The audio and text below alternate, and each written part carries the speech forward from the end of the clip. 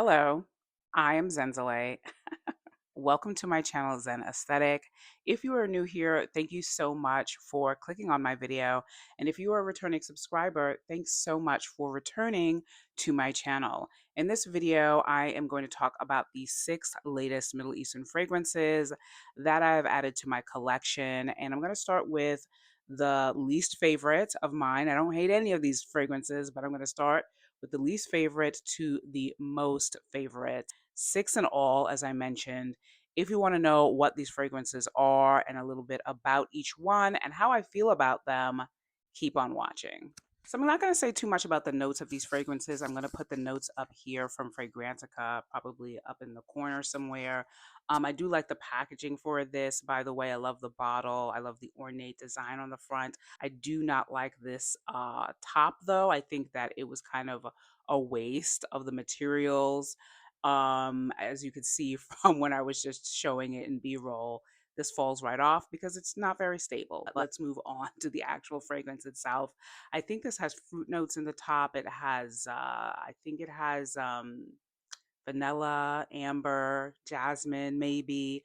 The problem that I have with this fragrance is just the way that it wears on my skin. It's a bit sharp and tart, which I was totally not expecting. I'm not sure exactly which note in this wears in that way.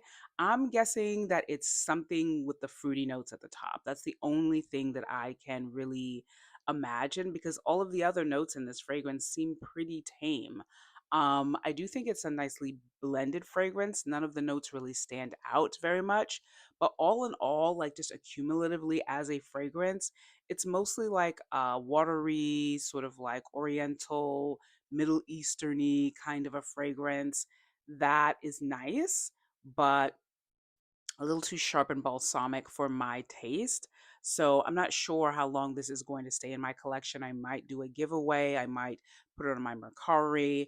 Time will tell. I will definitely keep you posted about this one. But again, this is Lattafa Ajwad. And it's my least favorite of all the ones that I'm going to talk about here. Not because it's a bad fragrance, but just because the elements of it that stand out, namely the sharpness and the balsamic sweetness of it, just not my favorite. So this next fragrance is from Paris Corner. This is Bayn al Asrar. And this is a dupe of Amouage Guidance, the original, the first Amouage Guidance. And I think this is actually a really, really good dupe of that fragrance. I believe I picked this up based on something that I'd heard about it a while ago. That it is not as strong or deep aware as the original Amouage for those who like that fragrance but wanted something just a shade lighter. I think that I was just really curious to see if this was lighter wearing because Amouage Guidance, the first one, is definitely too strong for me. My favorite flanker of that fragrance is the only one that's come out, Amouage Guidance 46. And I think that I had compared this one to Amouage Garden 46 when I sprayed it just to see what the comparison was like. And I didn't realize like I need to compare this to the original. And I only have a dipstick sample of the original Amouage. And I feel like this is very, very close. And it does wear a shade lighter and not as complex as the original, but it's still pretty darn strong. This one still is. So if you're interested in this as someone who likes Amouage and wanted something that doesn't wear as deep, as heavy as that original one, I would definitely recommend this. But in my opinion, this is still pretty strong. Basically, the notes of this fragrance are exactly the same as Amouage Guidance. So I think that they captured it really, really well. Again, this is Bain Al Asrar by Paris Corner. I feel like this still wears kind of heavy. So if I do wear it out, I'm going to have to layer it over something or spray lightly, but I will definitely report back on it when I do wear this out. So the next Middle Eastern fragrance I'm going to talk about is from Paris Corner. This is Mehwish. As you can see, the packaging for this is just incredible. I love it so much. I love the whole blue midnight sky, moon, and stars theme of this. But that's kind of where my love of this fragrance stops. It's just the opening that is a bit much for me. The opening, I believe, is almond, bergamot, and honey. And I get more of that very sharp, sweet, marzipan almond. Just hit over the head with that. Not much of the bergamot. I wish there was more. And then the honey, I guess, is just sort of like mixed in with the almond. And it's just a bit much in the opening for me. I do like the way that it dries down. It dries down to be something that's just kind of simple, sort of tonka, amber, and vanilla, which is in the base of this fragrance. It's not all that remarkable or unique in the dry down, but it is more pleasant for me on my skin than the opening notes of this. I've only had this fragrance for maybe a week or so I am going to hold on to it, let it macerate for a few weeks to a month and see, if it changes, if it evolves into something a little bit more tolerable in the opening, and I'll let you know. But for now, that opening is just a bit too much for me. And I really, really wanted to love, love, love this fragrance as much as I like the packaging. But if you do love a very strong beast mold sweet almond opening, then you will definitely like Mehwish by Paris Corner. So the next fragrance I want to talk about is from Lattafa, and this is from their Ana Abuyedh series. This is Lattafa Ana Abuyedh Coral. After I smelled the Lattafa Scarlet fragrance, which is a dupe of the Louboutin Fetiche La Rose fragrance, and went absolutely crazy for it, I was just like, I have got to try this one out. Plus, I had heard that there is a strong watermelon note in this, and after just flipping for Sniff's Sweet Tooth, which is decidedly a watermelon candy fragrance, which I love, I was just like, well, I have to try this. So it has got peach, watermelon, and orange at the top. It is so fruity and juicy, but it wears more airy than Sniff Sweet Tooth. It is it's beast mode, sheer, sweet, airy, strong off the top. And I actually think those opening notes are really, really good. But for me, I have to let it settle just about a minute or so before I can like inhale this. And I think because it's airy, it's not too cloying or suffocating. Because if it was like sickly or syrupy, then this would be really hard for me to inhale. And I do really, really like this fragrance. I think I'm going to revisit it for sure in the spring summer because I think that this is where a fragrance like this really shines. But the dry down, which this fragrance lasts a few hours, the dry down is a little bit where this fragrance goes left for me. And I don't know how to explain it. It just, to me, it ends up drying down to something kind of cheap smelling. um, and it just does not really do the opening and the mid of this fragrance justice, in my opinion. It's an explosion of sweetness, and it's like a fine mist of sweet, juicy peach, orange, and watermelon. And it's really, really nice.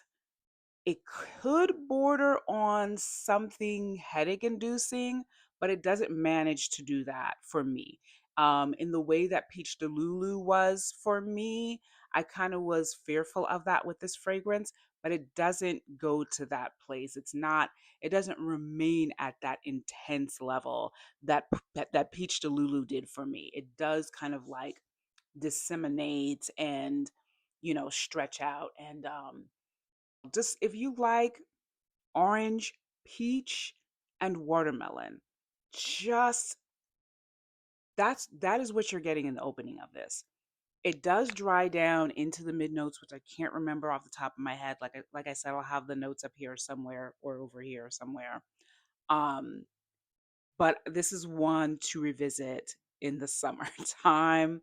It's definitely not a fragrance for this time of season, which I knew when I got it, but I didn't know it was going to be this beastly. I do like it. It is appealing to me, but it is also a bit on the juvenile side. It's not It's not got a lot of grounding in it.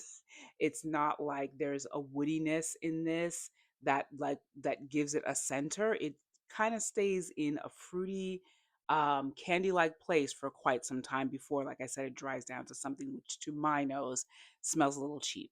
But again, haven't had this for very long. We'll be revisiting it again next year during the summer, and we'll see how it changes and how I feel about it then. Again, this is Lattafa's Ana Abiyed Coral. So the next fragrance I want to talk about is Musamam White Intense from Lattafa. This has been on my Middle Eastern fragrance wish list for some time now. I feel like this maybe came out last year. This is my kind of fragrance. It puts me in the mind of like Lattafa Petra, except I think it's a little bit more crowd pleasing, a little bit more easy to understand than Petra. This is just your like yellow floral, sweet, summery, chill, definitely all white party, all white on a yacht, all white, somewhere wearing all white on vacation kind of a fragrance. And I really, really like it. It's not beast mode and it's not like just a skin set. I think, to my nose anyway, this is moderate wearing. I really, really like this. I sprayed it actually inside the cap. Oh my God, it's so good. I also get something in this that makes me think of like a tea note. And I don't think that there is a tea note in this fragrance, but something about the way that it smells is just kind of soothing in that tea note kind of way, if that makes any sense. So I feel like there's coconut. I definitely know there's ylang ylang in here, maybe jasmine. But yeah, I really, really like this. Very chill, very relaxing, very elegant, very feminine.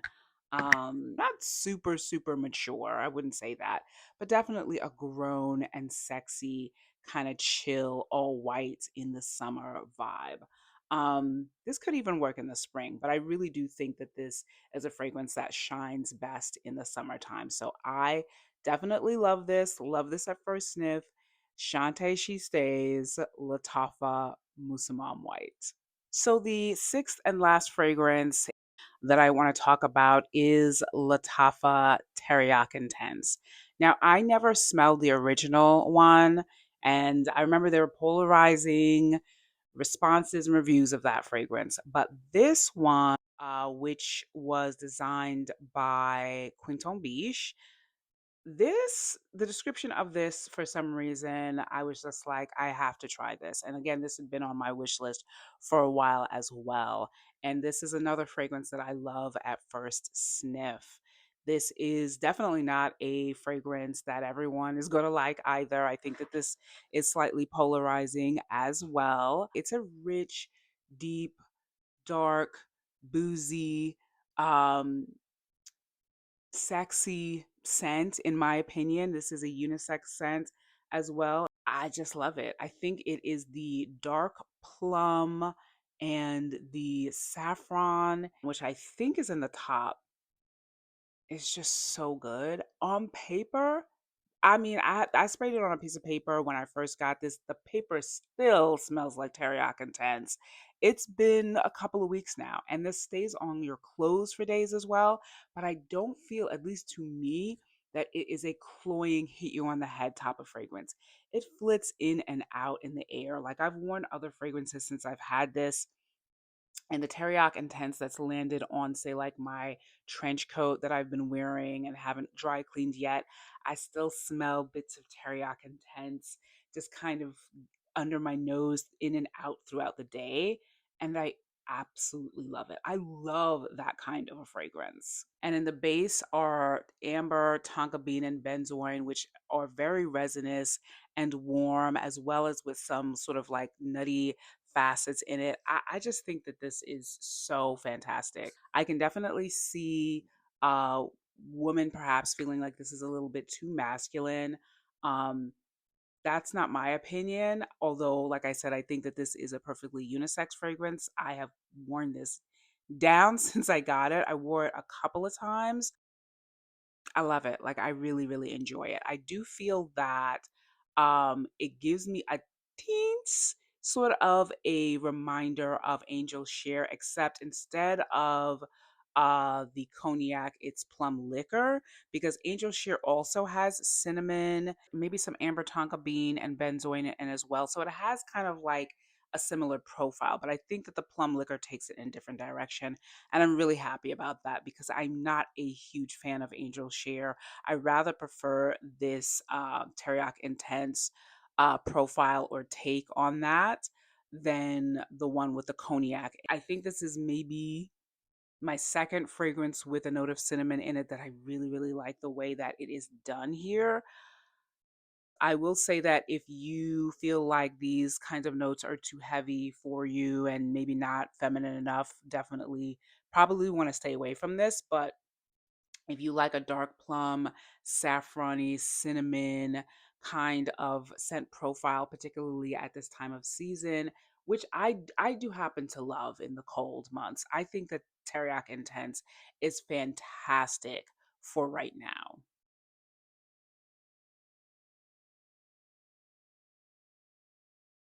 Mm. I will say the only small thing about this fragrance is that when it dries down finally after a few hours on my skin, that amber kicks up. The amberiness of it is a bit much. And that is the only thing about this fragrance that is not my favorite. I just love everything in this fragrance. And I kind of want to get that all the way through. I think in the dry down, there should still be that cinnamon and the saffron and the plum liquor. But to me, what I really just get is a heavy amberiness, and maybe the benzoin is in there as well. And it can be a bit much, but it doesn't last that long. And I think it's worth it for the entire scent journey that you get with Teriyaki Intense. So this is my top favorite of the bunch. I would say that Musamam White Intense and Teriaq Intense are my two favorites. Let me know in the comment section down below if any of you have tried any of the fragrances that I've mentioned here in this video. I hope that you will consider subscribing to my channel if you haven't as yet. Just click on the subscribe button down below. Don't forget to click on the notification bell so that you're notified each and every time I drop a video on my channel. Don't forget to click on the thumbs up button down below if you enjoyed this video. I really, really enjoyed making it. I love dipping my toes in the Middle Eastern fragrance waters every now and then.